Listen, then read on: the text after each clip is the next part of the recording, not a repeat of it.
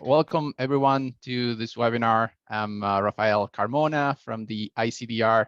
And before we start this very interesting session about Web3 disputes, I want to just take a moment of your time to remind you that you can join as an ICDR Young and International YNI associate. If you look for us in our website, ICDR Young and International, you'll find registration forms in English and in Spanish.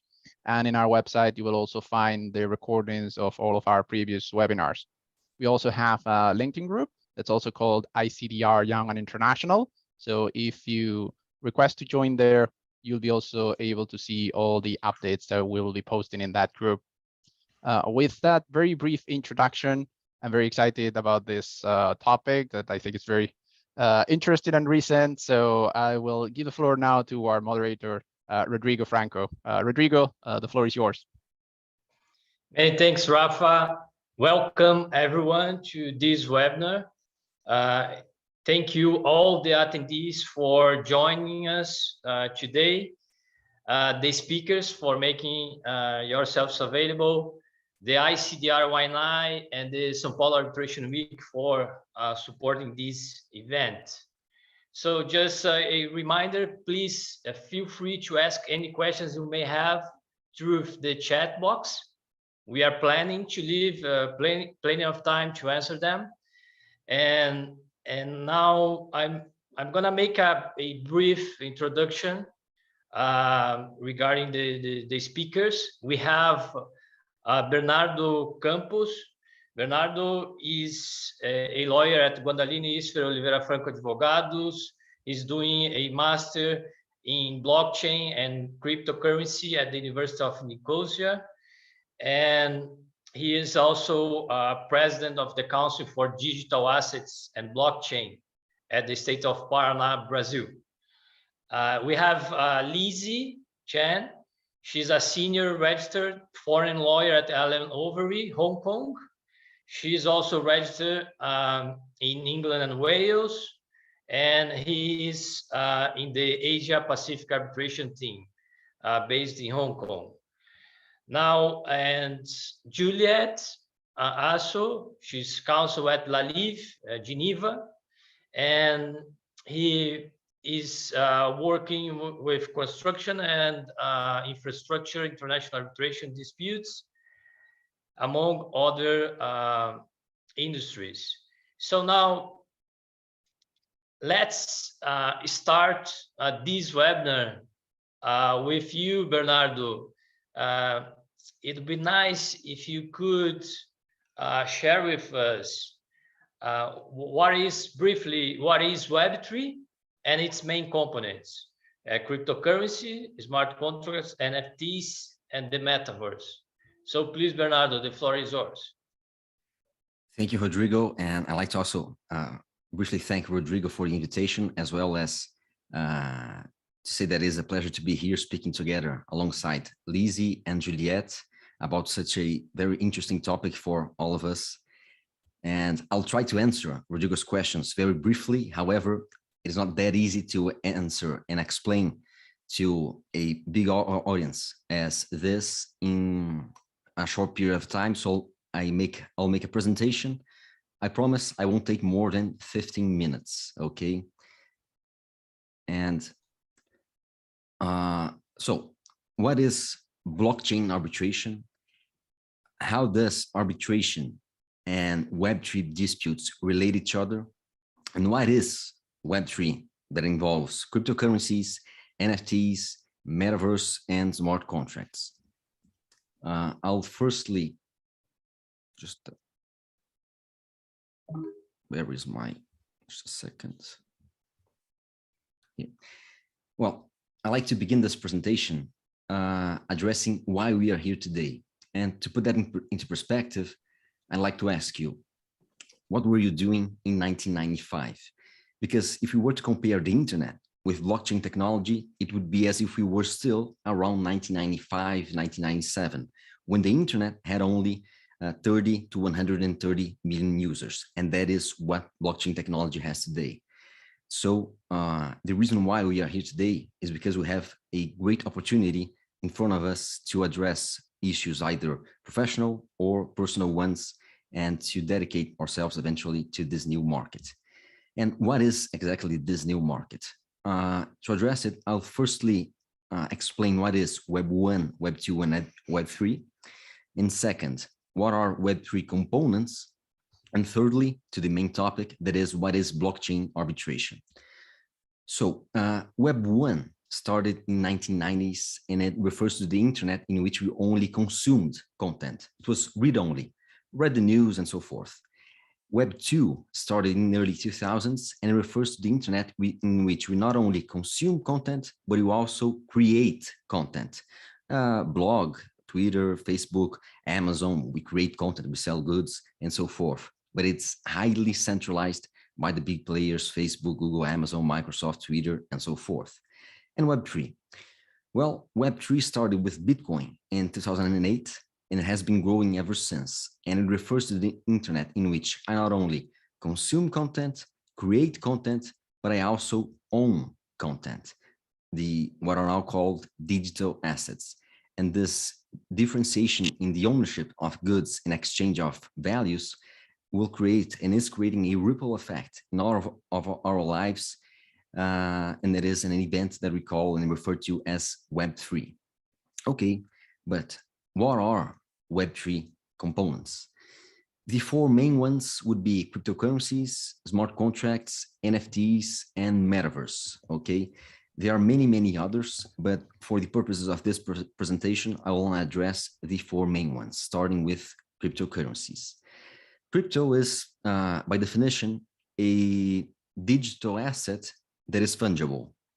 So there are several types of them. And to begin with, I'll like to explain Bitcoin because it is, although hard to understand, it will be easier to understand the rest. Bitcoin is a peer-to-peer, person-to-person electronic cash system.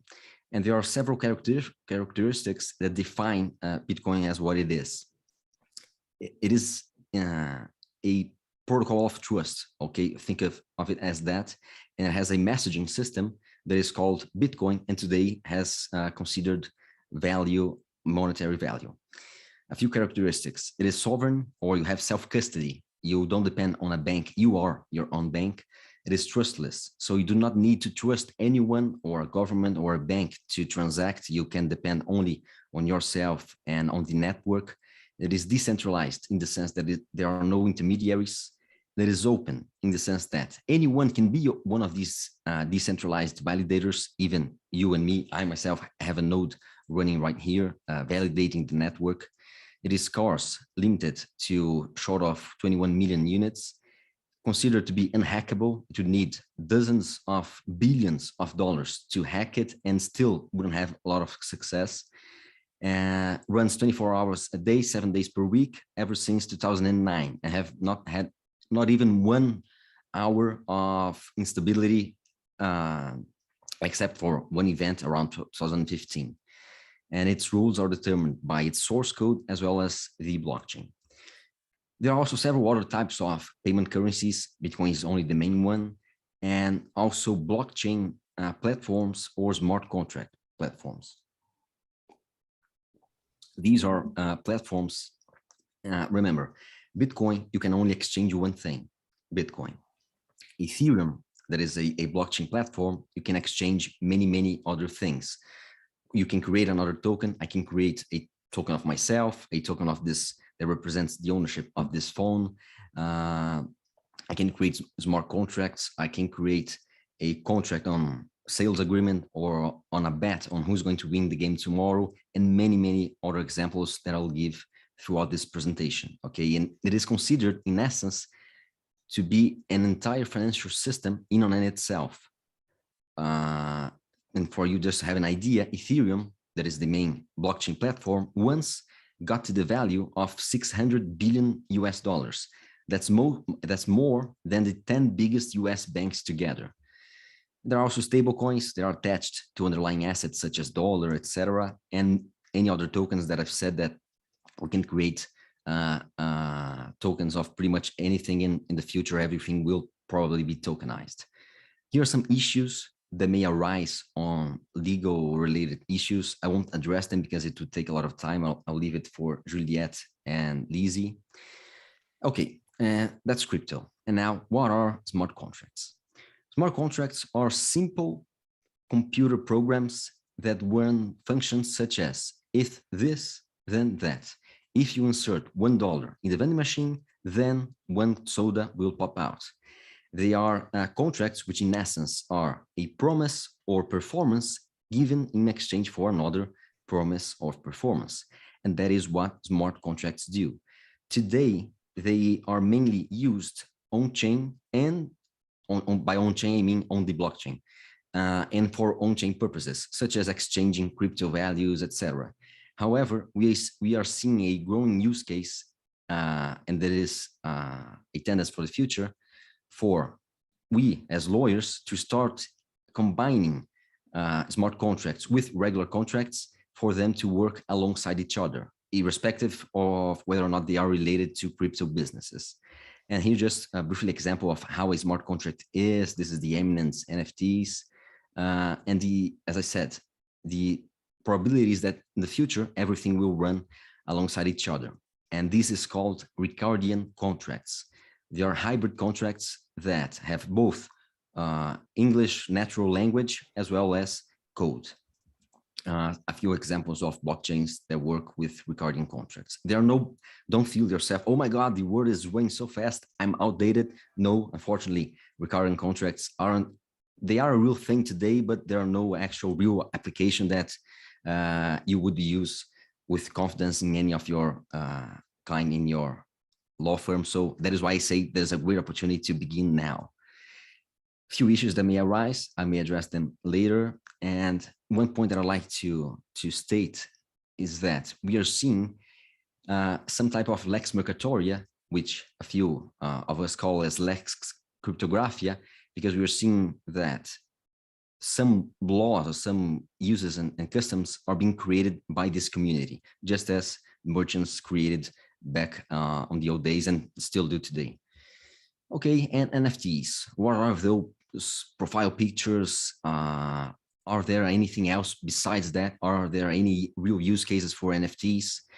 Well, remember that when I give the definition of cryptocurrencies, they were every digital asset that is fungible. NFTs are digital assets that are non-fungible. As I believe we have a legal audience, I don't need to explain what non-fungible means, but and the definition of NFTs would be any string of data on a blockchain that can grant you ownership of a digital and or physical asset, and or the ownership of a right. And these are main types and applications of NFTs. So art, collectibles, streaming, every music, movies, etc., will one day become an NFT. And even, Bernardo, for instance, yes. So, sorry to interrupt you. We have now a question for you. I'm gonna read to you. Do Ricardian contracts include a natural language clause like an arbitration clause? But smart contracts typically would not. That's the question. If you can, if you want to answer now or leave it to the end, it's up to you. Smart contracts are in essence only code that I myself, that I'm not a programmer, I would not understand. Ricardian contracts are hybrid contracts that have, on the one hand, code to run on a computer program, and that will exchange the value of these digital assets, but also they have natural language in each one of these code languages to make it easier for you to understand and for them to work hand by hand alongside each other. Both smart contracts that are not Ricardian contracts could have an arbitration clause.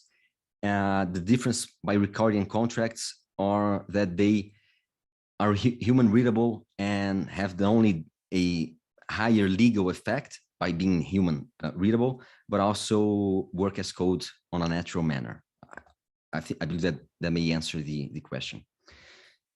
A big problem that comes with NFTs are associated terms of sale. So when you buy an NFT, be it a profile picture NFT, or be it, for instance, the Adidas or Nike NFTs, Prada NFTs, and so forth, they usually have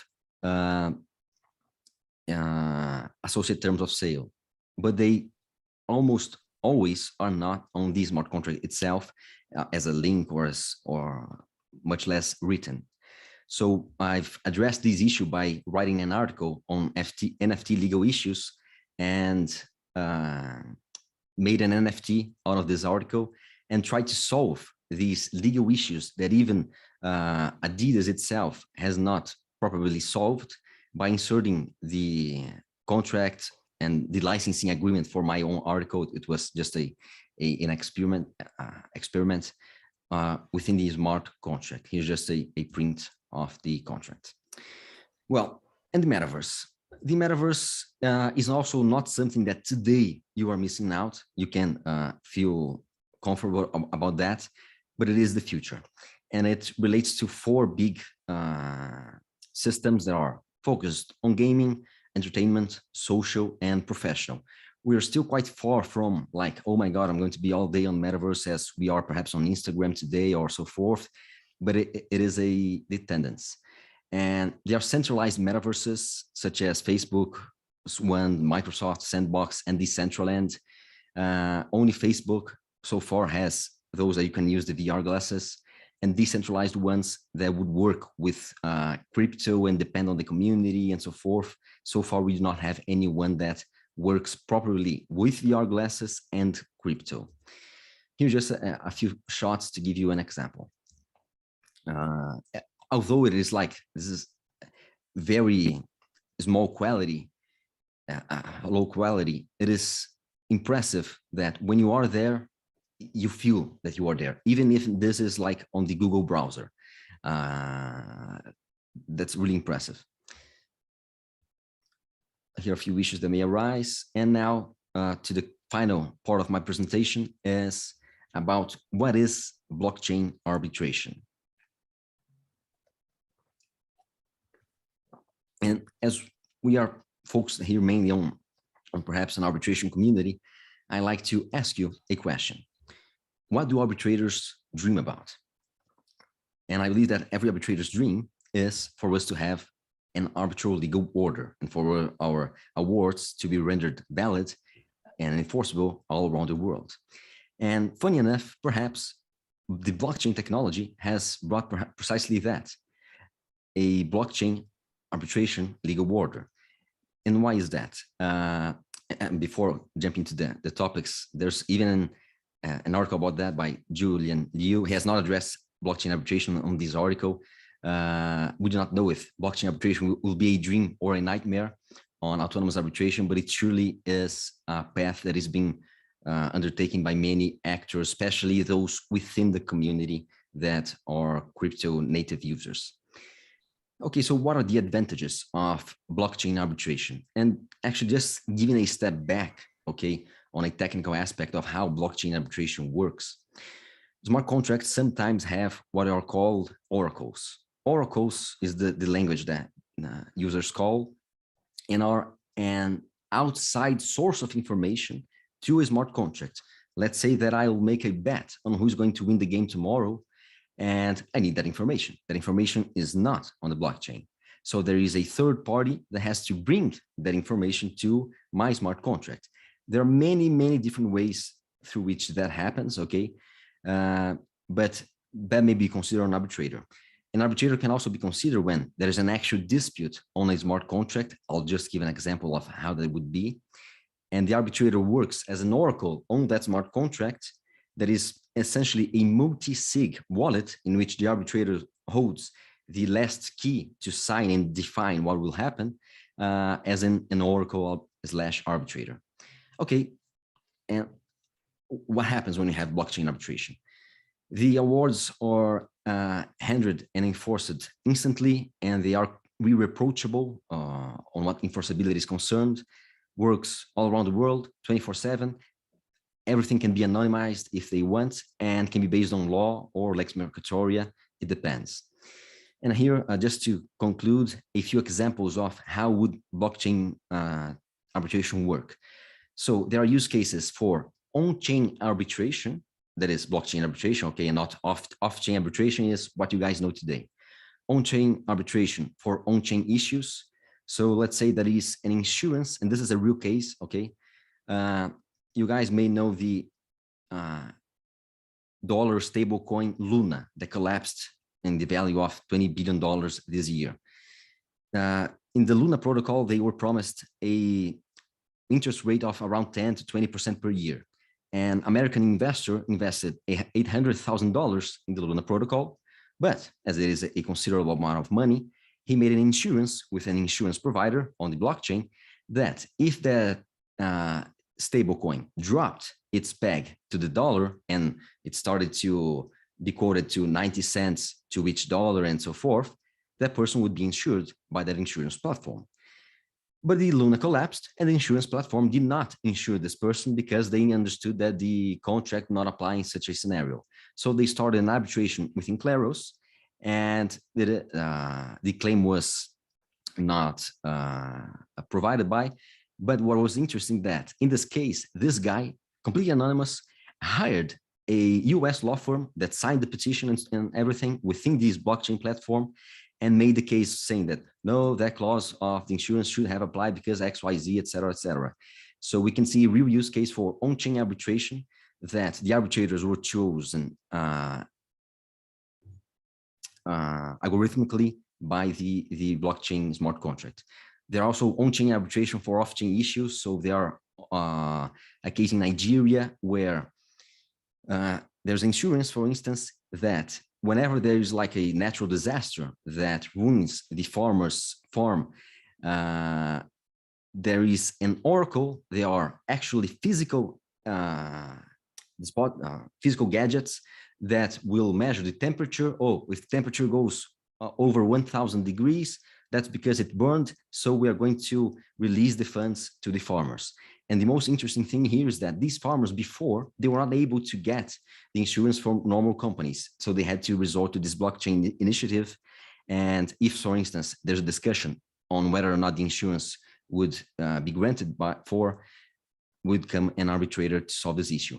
There are also off-chain issues that can be solved by on-chain arbitration. Any regular day-to-day problem, people stake values on an escrow account using a multi-sig wallet, and an arbitrator third-party decides.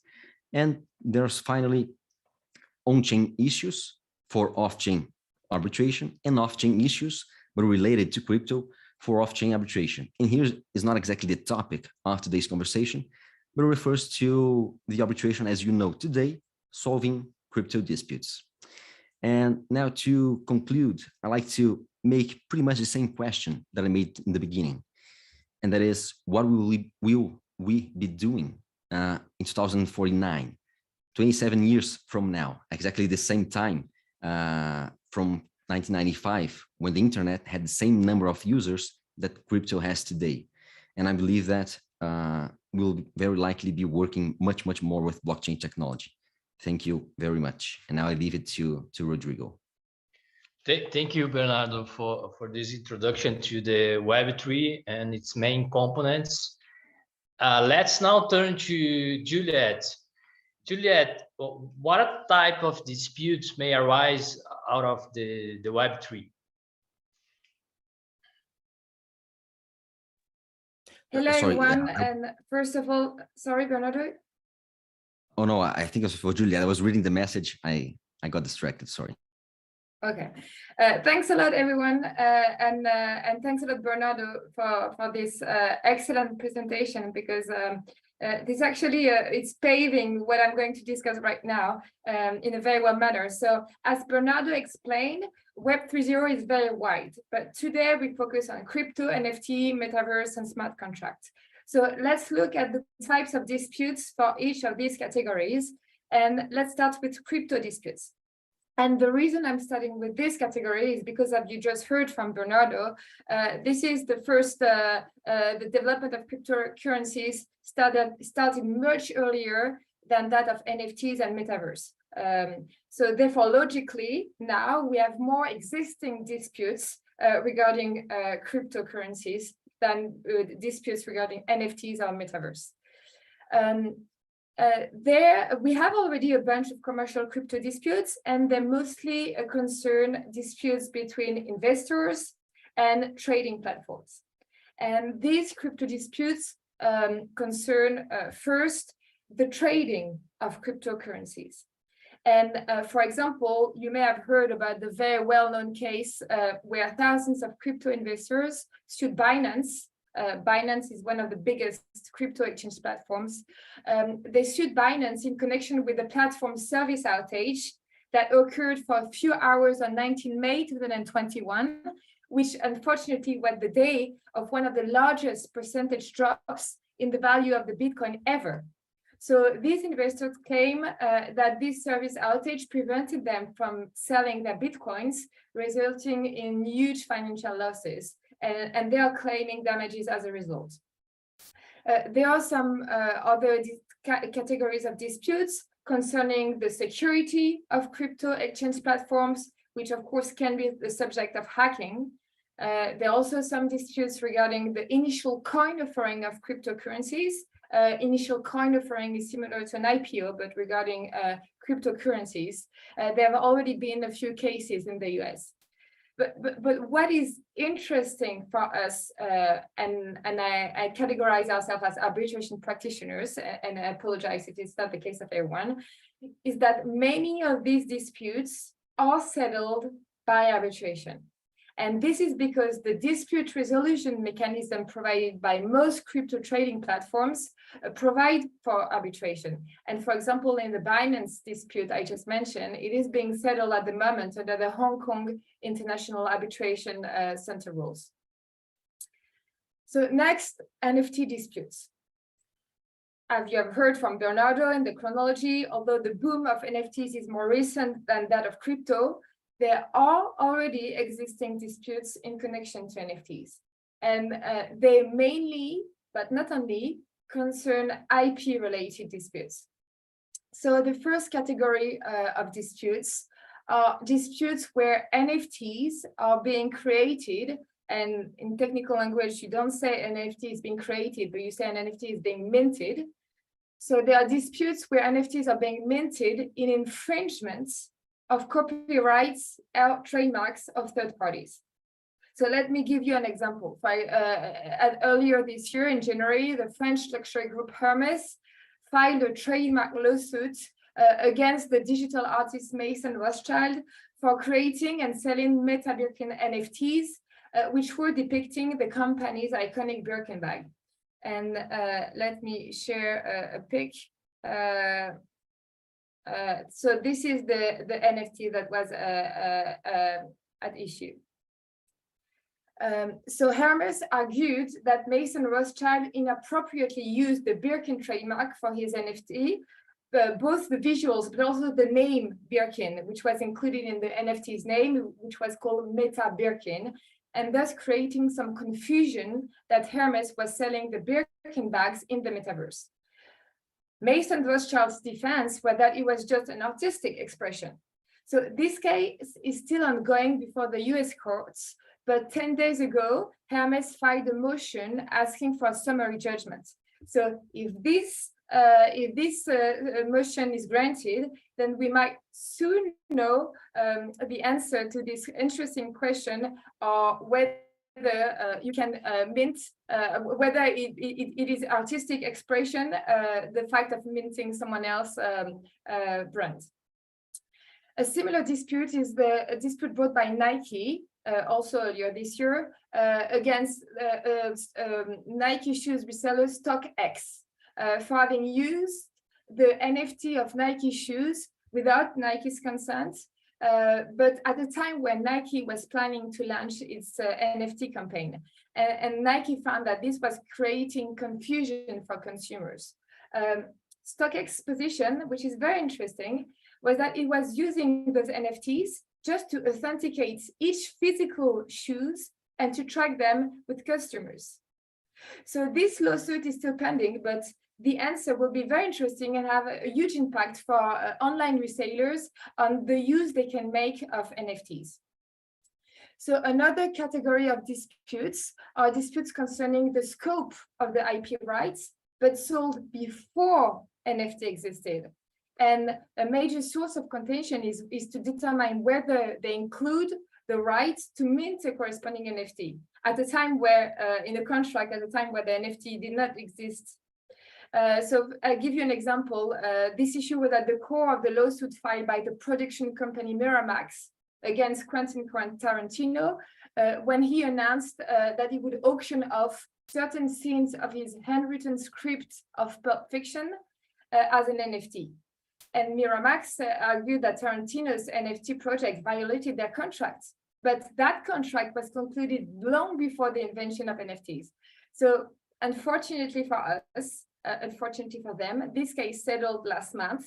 So we will not know the answer, but this is still a question in the air, and we'll need to wait for further court decision to know whether the scope of IP rights sold include the right to mint NFTs at the time where contracts, when contract was signed before those NFT existed.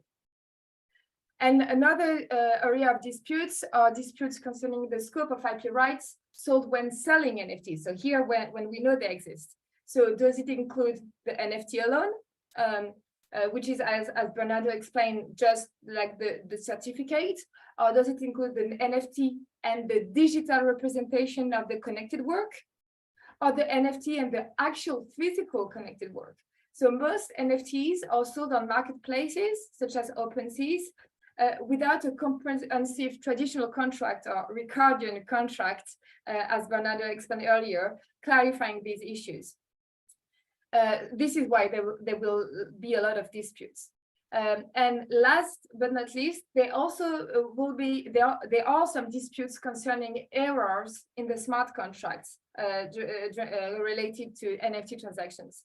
So you may have heard of the CryptoPunk, and I'm going to share what is the CryptoPunk. Those little guys, which actually one of those guys, is worth 23 million, so not unsubstantial. So there was an error in the coding of the first version, V1, of those CryptoPunks. So the NFT developer sent a V2 version to the owners of the V1 version, but corresponding to the exact same image. But because the V1 version could not be deleted, and this is because the smart contract code did not provide for this, a few years later, the V1 version resurfaced on OpenSea, which is the marketplace platform. So which was affecting the owners of the V2 version. And when you know the value of those CryptoPunks, this can have a huge effect. So this dispute is not before the courts, but this is an example of how errors in smart contract could lead to disputes. So last topic, metaverse disputes. And this is the most recent, and as Bernardo said, you're not missing out anything at the moment. There are, to my knowledge, not yet existing disputes directly linked to the metaverse. And if someone is aware of one, please do raise it in the chat. But this does not prevent us from anticipating the types of dispute that can arise in the metaverse. So there are two categories of disputes: the disputes between users and metaverse platforms, and the disputes amongst users. So regarding the first category, the most obvious and predictable type of disputes that will arise, in my view, between users and metaverse platforms are disputes concerning the violation of users' personal data. It is, in my view, impossible for metaverse platforms to indefinitely guarantee the absence of hacking attacks. Another types of disputes are disputes concerning virtual real estate. Virtual real estate, for those who don't know, are virtual parcels of land that you can buy in the metaverse. Why? Simply because this is where there is a lot of money.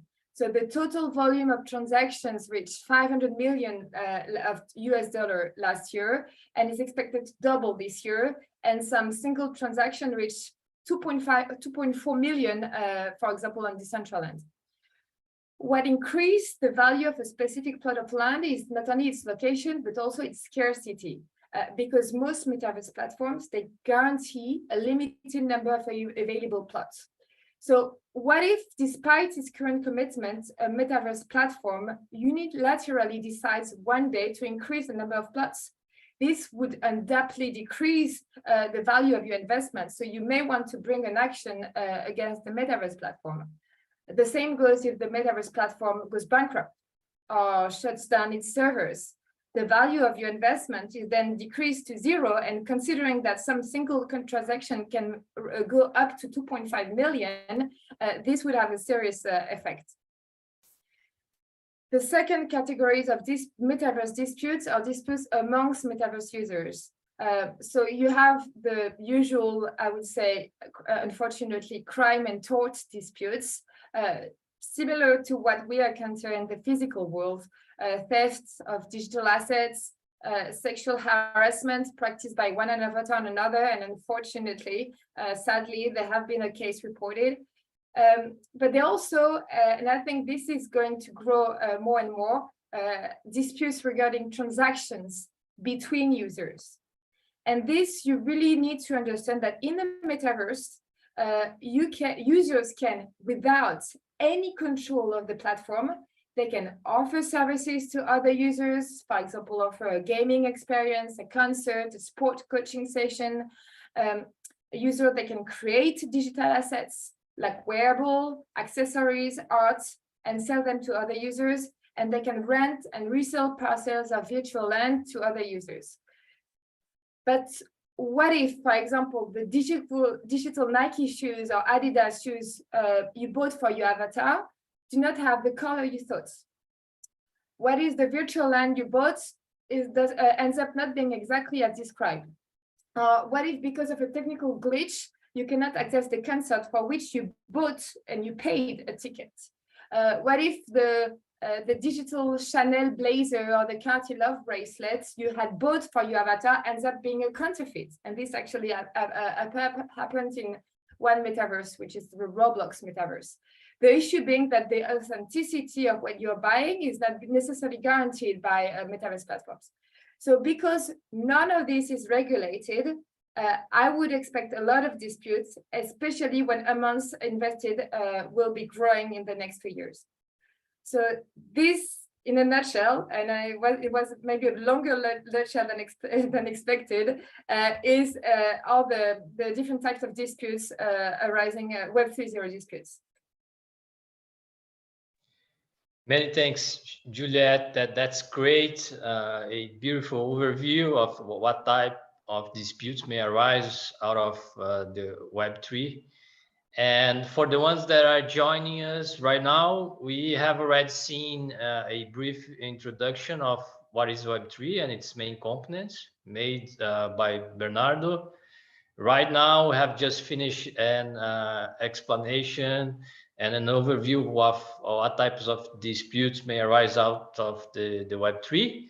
And now we are turning to Lizzie Chen from Hong Kong, who will talk about the enforcement issues. So Lizzie, what are the enforcement issues under the New York Convention in relation to the Web3 disputes? If you could address these issues, it would be great. Thank you, Lizzie. Thank you so much, Rodrigo. And I want to draw on the threads that Bernardo and Juliette have spoken about. So assuming that we already have a metaverse-related dispute that's resolved by way of a blockchain arbitration protocol, and it results in an award, are there any enforcement issues under the New York Convention? And the reason for focusing on the New York Convention is because, at least in traditional international arbitration, one of its greatest benefits is the ability to enforce an award in almost 170 jurisdictions which are signatories to the New York Convention.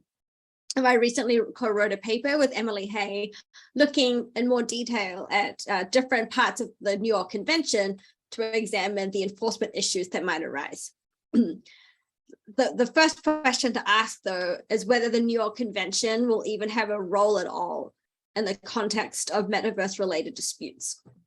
And you've already heard from Bernardo talking about how smart contracts are self-enforcing. And there are there is at least one digital dispute resolution rule that I'm aware of in the UK, where the rules empower the tribunal to directly enforce the awards by modifying, changing, or transferring, or in some other way dealing with the underlying asset. Or you might have a situation where the parties agree, say they put some cryptocurrency or whatever into escrow, and whoever wins the arbitration is then automatically receives the proceeds that have been put in escrow. Now, in that situation, you might not engage the New York Convention at all because you already have a self-enforcing mechanism. But there is a great possibility that on-chain arbitration may nonetheless result in an enforcement issue that needs to be dealt with off-chain. So how would we, so an example would be if the award was to be enforced against physical assets in a particular jurisdiction, for example. And in that regard, we might encounter issues under the New York Convention, and I'm going to quickly consider a couple in the next few minutes. The first is, under the New York Convention, you have to have a valid arbitration agreement that has been signed by the parties or agreed by an exchange of telegrams. Bernardo's already given us a very persuasive explanation of what smart contracts are, Ricardian contracts, and I asked him a question about whether these contracts include or incorporate international arbitration, dispute resolution clauses. There is a question about whether a smart contract or whatever contract is entered into will be considered valid for the purposes of the New York Convention. Is there going to have been proper notice of the arbitration agreement if it's to be incorporated by reference to a smart contract? And will the smart contract comply with any mandatory laws, for example, consumer protection laws? So that's a threshold question under the New York Convention. The second issue that might arises from the lack of identification of the parties. And Bernardo's already talked about transactions on the blockchain.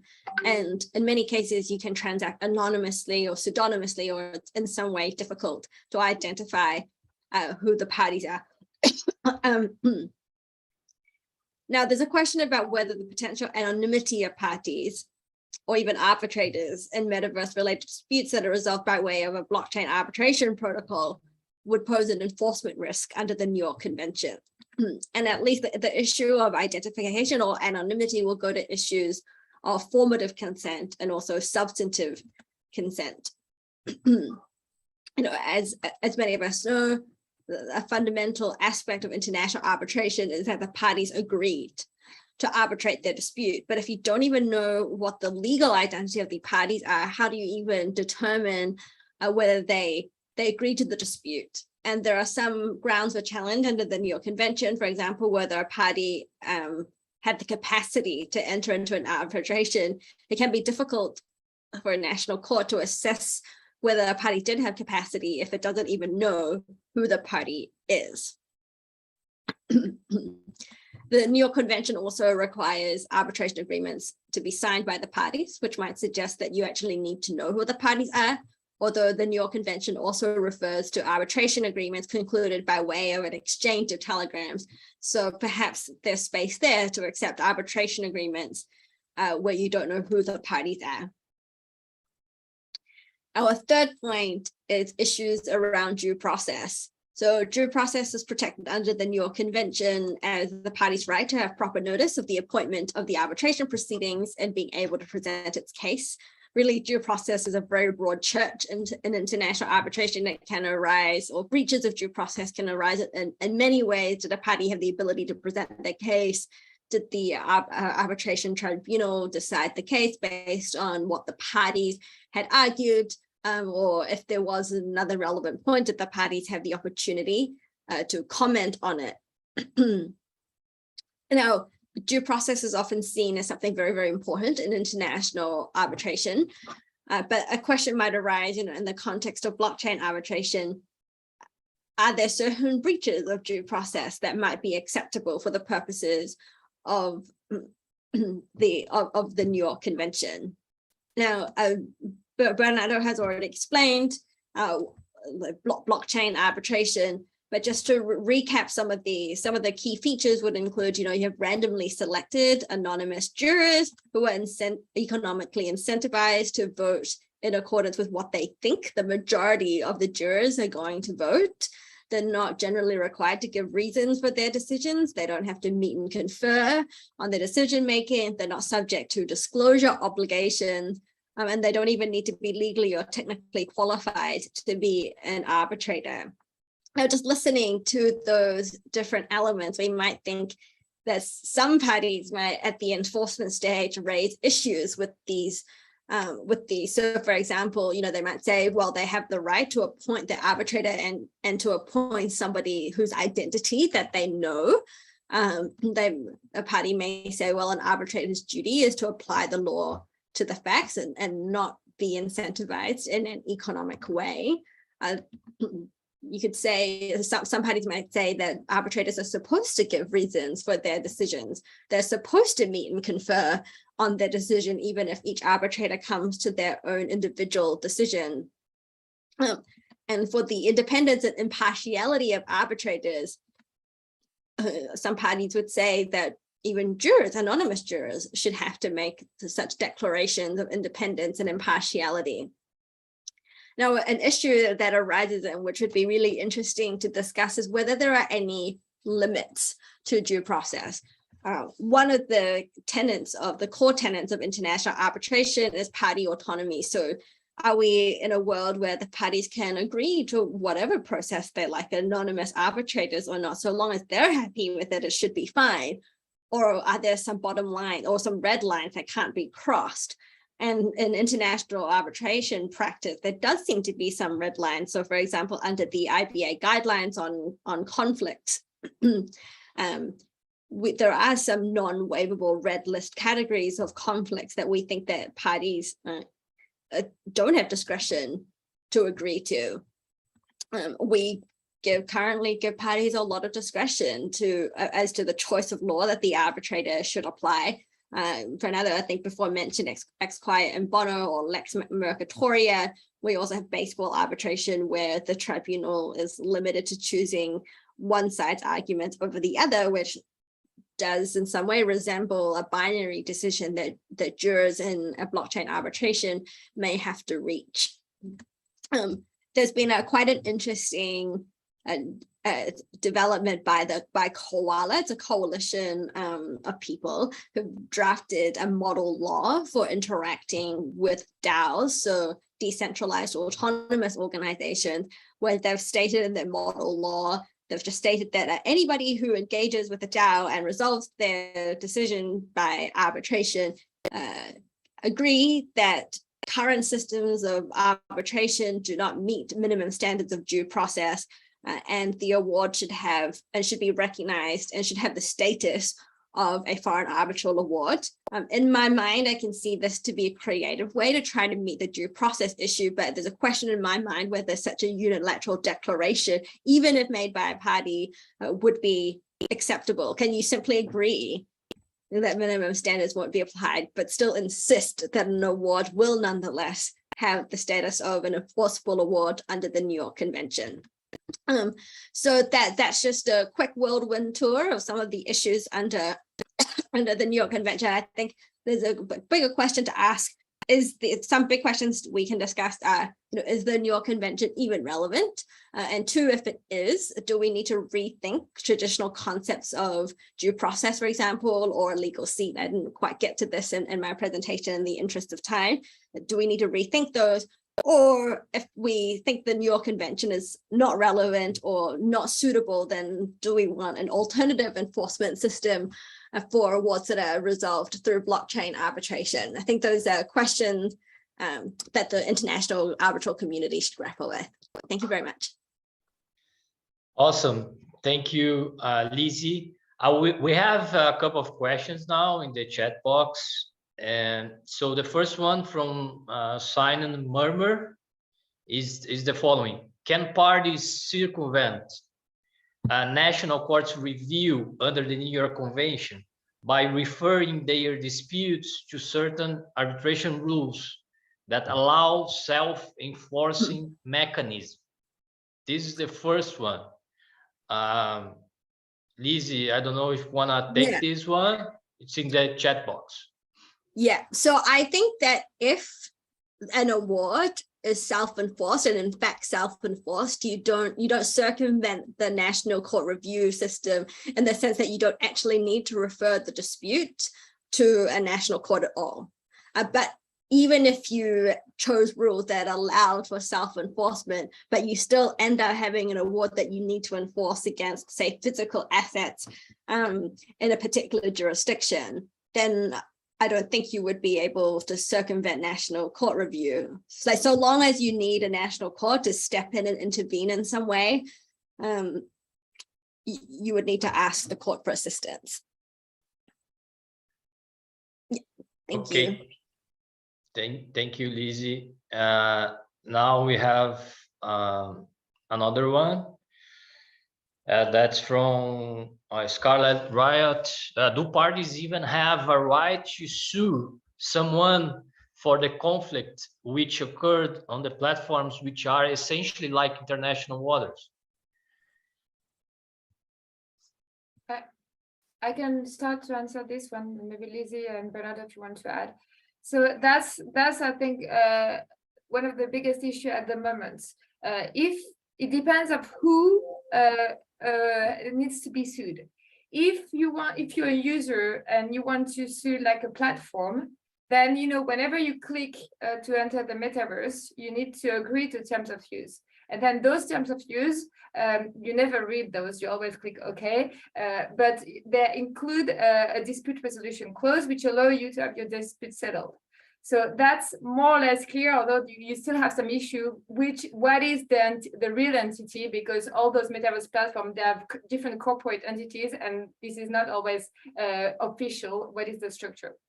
But the issue is if you have a transaction with another user, another avatar, who do you sue? And that's the issue, because as Lizzie mentioned, first, you don't know who is behind this avatar. You may have the wallets, the address of the wallet, but that's the maximum you can have. And also the issue is you have never entered formally into a formal contract. I mean, if you have some transactions, you obviously have smart contracts, but as we discussed earlier, smart contracts most of the time are just code, and they do not include always natural language with an arbitration or other dispute resolution clause. So that's where I think at the moment there is a bit of a void, and most platforms, they actually have in the terms of use, they have a waiver provision where they are saying, whatever happens between users, stay between users, we are not involved, we are not responsible. So that's, in my view, also one of the issues. Thank you, Juliette. Not sure if Bernardo and Lizzie want you to comment on that. Yeah, I like to jump in to talk about both questions and also address a bit other questions that came right after. We may be already considered to be right now in the metaverse. I'm at my home in Curitiba, Juliette, Geneva, and Lizzie, I think Hong Kong. Which law applies if I commit a crime here, or if I steal someone's access to Zoom's platform? The only difference between the metaverse, which we are speaking here over the past half an hour, and the Zoom call, is that we are not using VR glasses. So, and we are not very interactive, like I can see one's body, etc. We are just like a screen on the screen. And eventually the fact that I may not be able to identify someone else, but that will be pretty much the same thing as I would not be able to identify someone's handle here in Zoom if this was not a closed event and required you want to subscribe to it. So what I'm trying to say here is there's not another planet or world, and nodes that run the blockchain, such as a computer that I live here running the blockchain Ethereum platform. They are somewhere. They are in Brazil, they are in Russia, they are in the United States, and so forth. So one law will very likely apply to it, in the same conflict of laws, very likely, that would happen in a Zoom conference such as this. Perhaps one day, if it becomes so real the metaverse, one may argue, or there may be a law that will state, oh, so for events happening in XYZ circumstances in the metaverse, as it may be a free world, you know, it may not apply any law, it will apply, I don't know, but on the current state of things, I believe that is the same thing as we were on a Zoom call. And we just want, like, I want to compliment Lizzie's talk before, but then want to interrupt her, or perhaps it was Juliette when saying, oh, there's a dispute because my avatar this, avatar that. Juliette explained very well. And sometimes I myself think, oh, this may be silly, it won't happen, I won't fight over my avatar. But when you use a VR glasses and you experience it, it seems silly now, but it is like really, really important. And just today with the very low quality of imaging and so forth. Imagine 5-10 years from now when quality is like excellent and people will spend days and days in there. So, and then it's amazing how you attach value to things that you have over there. Thank you, Bernardo. Lizzie, please. One additional thought is, Skyly, you raised an interesting point about whether the interaction in the metaverse should be like akin to interacting in international waters. And I don't think that we currently apply concepts of international waters to activity on the internet. I think even activity on the internet, you know, is like that there are like national jurisdictions will have rules about where conduct occurring in the internet is deemed to have taken place. Okay, thank you. We have more questions here, guys. The next one is from Andrew Riccio. That's the following. If the disputes arise from a contract that was negotiated, executed, and performed in the metaverse, is it an international dispute under the New York Convention? I'm happy to have a go at this. I think under the New York Convention it applies to foreign arbitral awards, and that's usually understood as an award that's made in the territory of another state.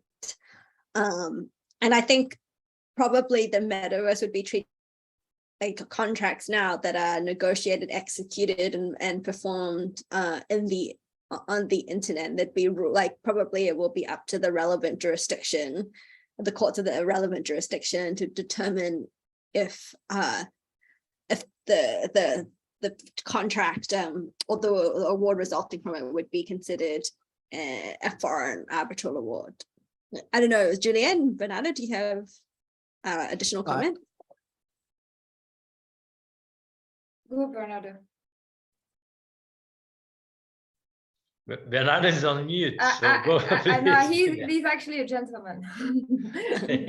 so I think that like in this case, it would be an international dispute, because I think the nature of transactions in the metaverse are international by nature, as Bernardo explained. Not only like the people are from all over the world, they are not connected to a state, but also they are stored on a blockchain, which is another layer of international level. So I would consider transaction in the metaverse as international transactions, and therefore an international dispute. I think it depends. On Lizzie's side, regarding the international aspect of the award, for instance, what she said is correct. It would depend on the aspect on where you are enforcing and so forth. But whether or not the dispute itself would be considered an international dispute as to which law would apply to the merits or to the procedure, I think it depends on the facts. If we are considered to be in the metaverse here today, and I have a dispute with Rodrigo that is in the same country as I am, perhaps the Brazilian law will apply. Depends on the law that applies to the Zoom platform, which I believe it is based on the US. So I think that one will have to do the conflict of laws to see, is the metaverse platform on the US as well as both of the parties. I think that the US law would apply, not necessarily international, unless, and here briefly addressing God's love offer question, is on whether or not laws or regulations that apply to the metaverse or Web3 will be based on jurisdiction or will there be a globally recognized regulation that applies to the metaverse? We don't know, it depends on legislators. So it may make sense to have some kind of concessions and laws that apply to the general aspects of it. But I think that at the end of the day, no country will give up on at least some core set of laws that are intrinsic to them. Okay, so thank you, yeah, Bernardo. at the moment it really depends on the court's interpretation, because there are no regulations at the moment. It's just for example, UK courts, they have made some interpretation.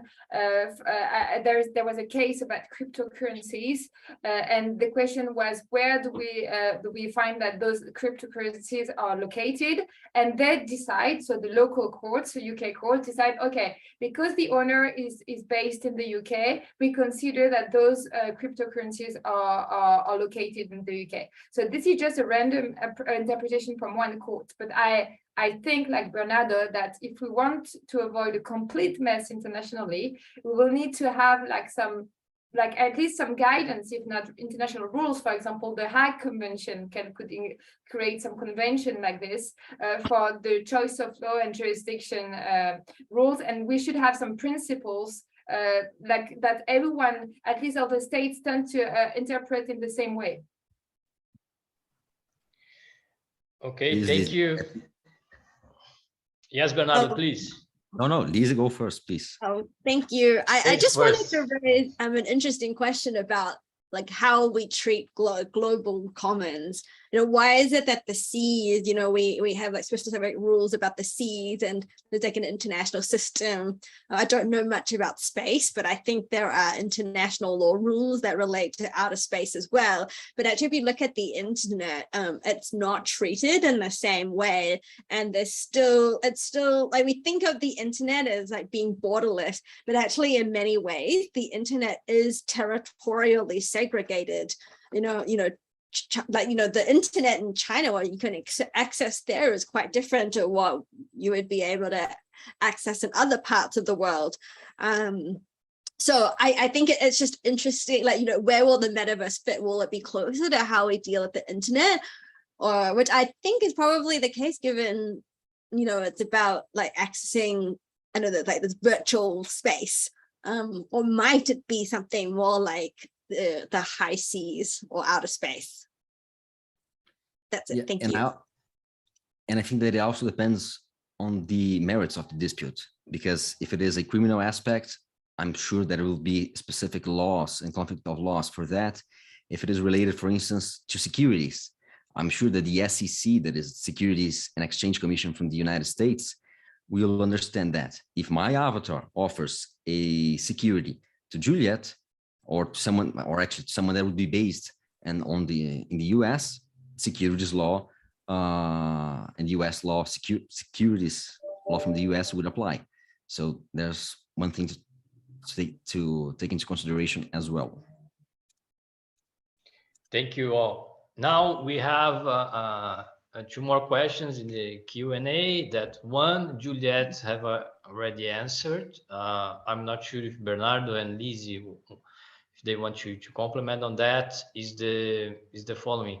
Under the current arbitration regime, is it possible to have a mass claim arbitration involving crypto-related claims?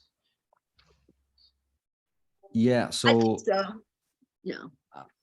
On the aspect, at least, I think Lizzie, Juliet answered the aspect regarding normal off-chain arbitration. So jumping to address on-chain arbitration.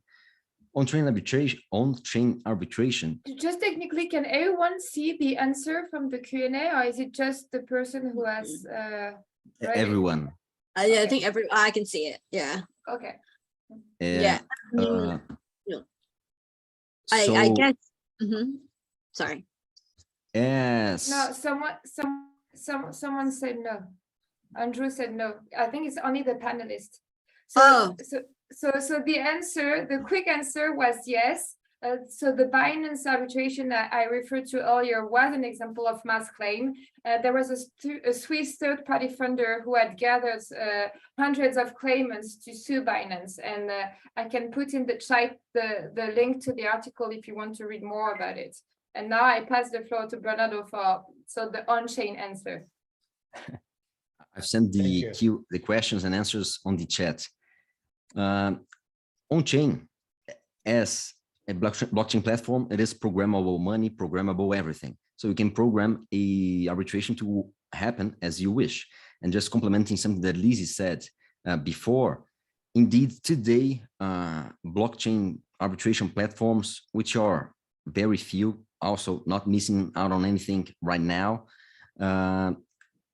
There's Claros that is still like baby steps, very far from being something that can be widely used for many different cases. And there are others that are not even online, one or two that existed and now are no longer working.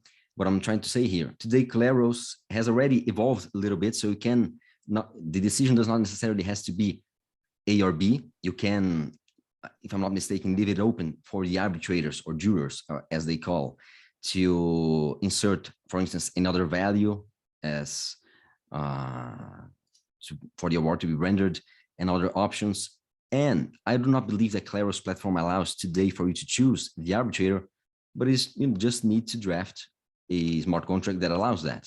So pretty much every single thing and more that we do today can be taken to on-chain arbitration.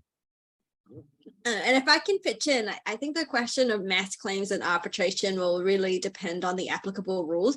And I'm not aware of that many, if any, arbitral rules have really developed sophisticated provisions in relation to mass claims in the same way that we see that in the courts. Like there are very developed, in many jurisdictions, there are very developed procedures about class actions.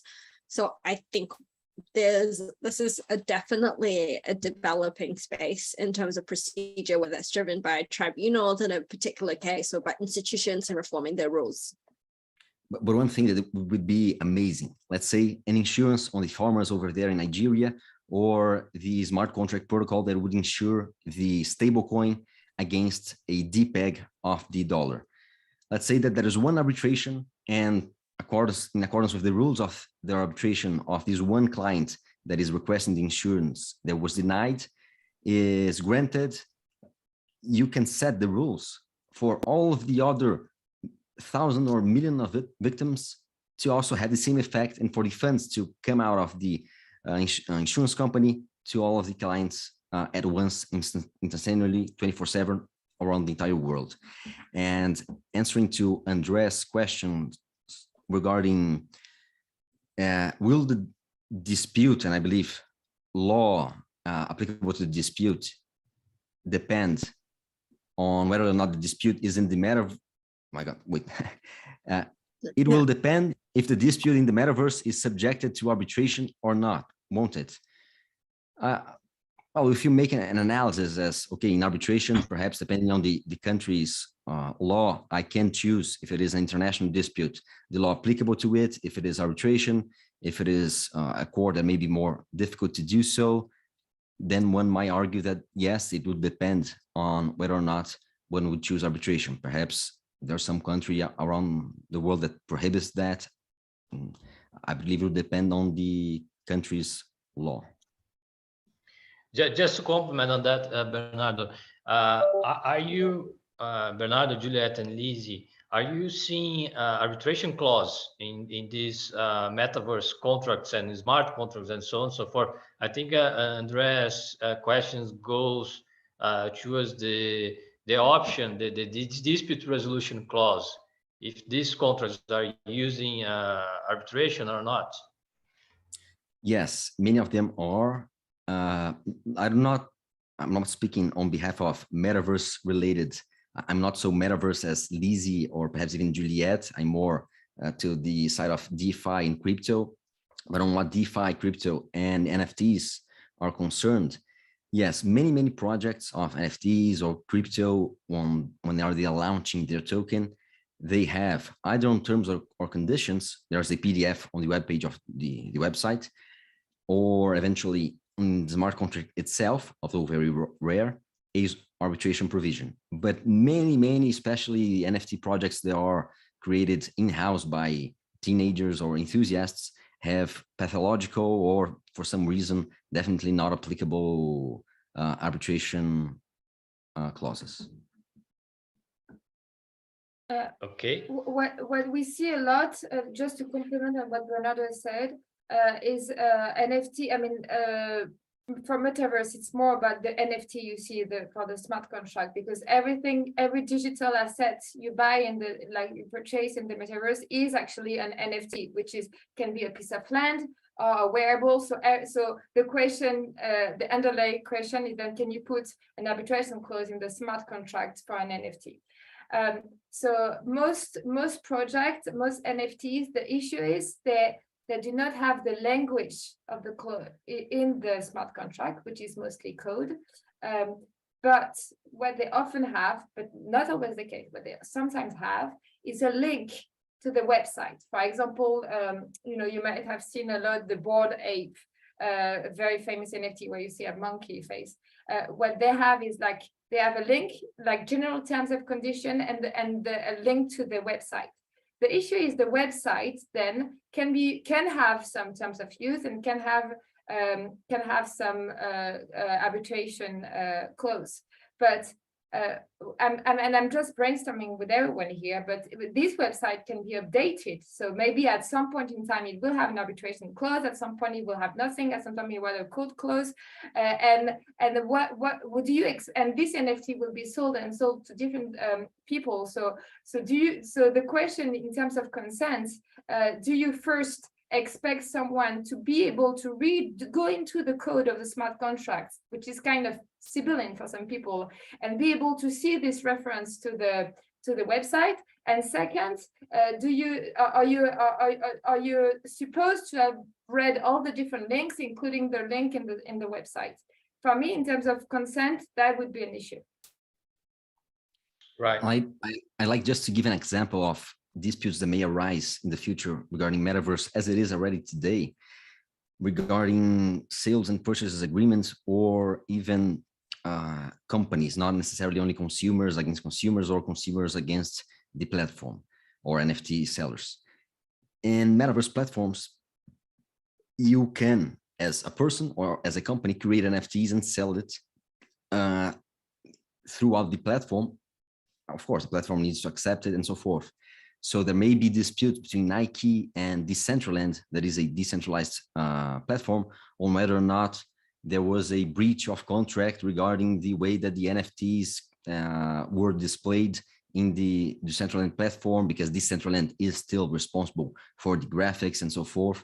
So we are seeing here that there is really room for bigger and bigger disputes, definitely not only consumer disputes. If one of you have already read the articles that have been written regarding arbitration and Web3 disputes, most of them kind of focus on consumer disputes. They say that they will be a way to address them, indeed, but actually I tend to think otherwise, that in DeFi, okay, there is a growing use case for arbitration that will grab types of disputes that happen today regarding financial markets, it will go to DeFi markets that are decentralized finance as arbitration for bigger claims. Beautiful. Thank you so much. I think we have a final question here. We are almost 15 minutes past an hour. With still a great audience. Thank you very much for all the attendees. We had more than 130 people, and still now around 90 participants. So thank you very much. That was beautiful. And let's go through the last question I'm seeing here from Surya. So that's for you, Lizzie. I believe that you mentioned a coalition drafting a model law on enforcement of blockchain awards. Could you repeat the name? Okay, you have answered already. Coalition of Automated Legal Applications. So I think we have answered all questions. Lizzie, Juliet, and Bernardo, do you want to comment on something, or do you have any final comments? Please. Just a big thank you very much. Yeah, same.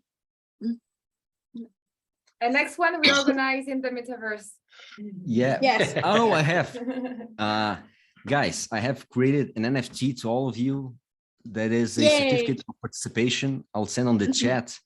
Each link will only work once. So I'll send around 100 here. I believe that most of you very likely won't thank you. Request it, but where is the chat? For those who haven't an NFT yet, you first need to create a crypto wallet, and this is an excellent time to do it because you will need it for the next 10 years for sure. So if you start now, you will be in advance. Yes, and this NFT is just an NFT that proves that you participated on these events.